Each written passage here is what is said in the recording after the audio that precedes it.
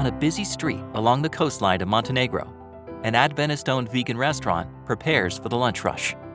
Montenegro's coastline attracts visitors from all over the Balkans. This restaurant is a popular spot for both tourists and locals to grab a tasty meal. The food is made with care, and only the best ingredients are used. Opening a restaurant such as this one creates the opportunity to talk with customers about a variety of topics. As for our mission, interestingly, when we started, we were immediately asked on Sunday, "Why are you closed on Saturday? Why do you close early on Friday?" And that was a great opportunity to talk to them about the law of God and why the Sabbath day is important for us.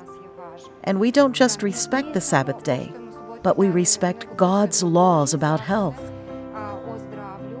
Most guests come for the food, but some leave with even more.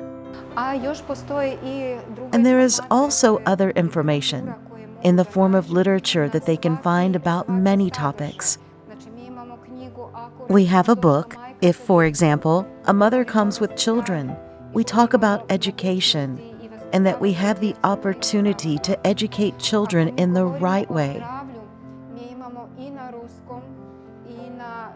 If we're talking about health, we have books in both Russian and Serbian that talk about health, smoking, and so on. These are the books that give us tips on how to be healthy, how to be mentally capable, and develop our personalities.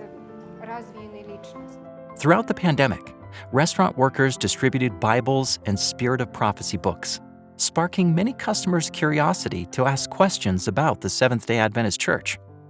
Once social distancing restrictions relaxed, the restaurant started offering in-person experiences to the community. Every 2 weeks, we hold culinary classes where we give people a taste and see how the food is prepared. There is an opportunity for people to participate in the preparation, and we explain why that food is good for them. By mingling with people and meeting their needs, urban centers of influence such as this one are implementing the first steps of Christ's method of ministry. They are building bridges that give people the opportunity to learn about Jesus.